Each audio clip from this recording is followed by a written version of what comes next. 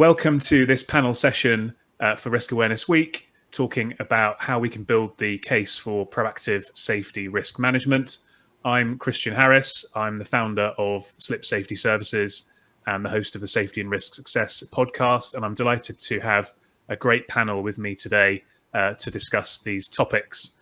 Gemma Arnold, who is Head of Health and Safety for Virgin Active UK, Crystal Danbury, Director of Insurance and Safety at Sainsbury's, and Diane Chadwick-Jones, formerly Head of Human Performance. I think that's the right way of calling it, Diane, is it? It's at BP, yeah. with a background in operations and safety. So a great panel and a really important topic, which we're looking forward to deep diving into today. Do join in the comments.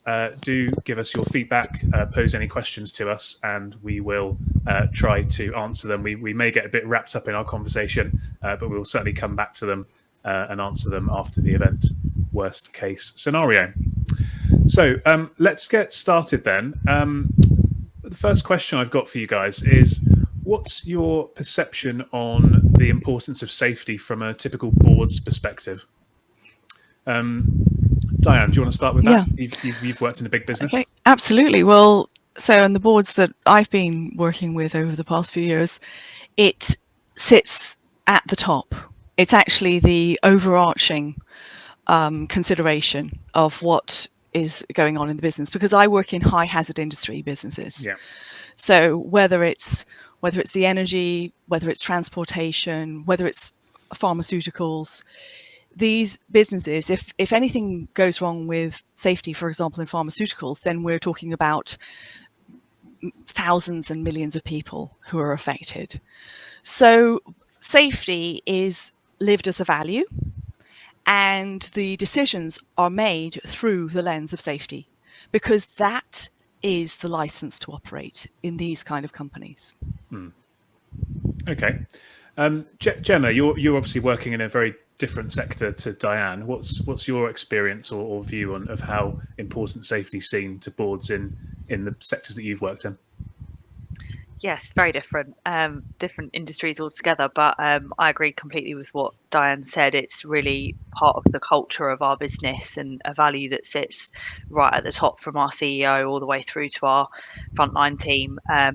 The board are always interested in things that we can do to make our team safer, our members safer when using our club. So yeah, actually, really positive reactions to any initiatives and campaigns that we launch, which is great for me. But it's really important, as Diane said, that is part of the culture and the value that is right at the top of the business.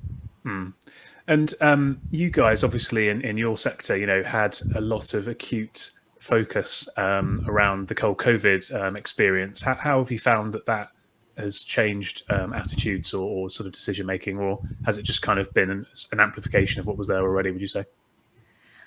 I'd say definitely an amplification of what was there already, but it's allowed a lot more of the sort of middle management within our organisation to include us right from the get-go, where it's at the forefront of their minds now that we need to look at the risks associated with new activities, or even just making minor adjustments to some of the stuff that we already do. So it's really just allowed us to be more involved in the rest of the business, I'd say, and to amplify the culture that we were already working with, strong foundations. Yeah, good stuff.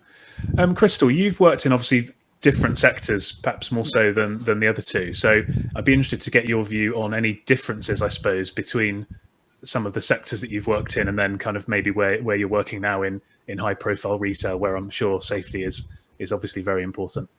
Yeah, it absolutely is. I think it's been really interesting, actually, sort of traveling from, I would say, sort of hyper safety critical nuclear industry, where safety was seen as the day job. Our job is to be able to operate and not impact others. And actually, the most mature safety culture, as you would expect, it was very, very day to day to say we're about to do A, B, and C task. And even if it was a BAU task, we were talking about the risks and the mitigations to it. So from top to bottom, investment was never a problem. Mature conversation was everywhere.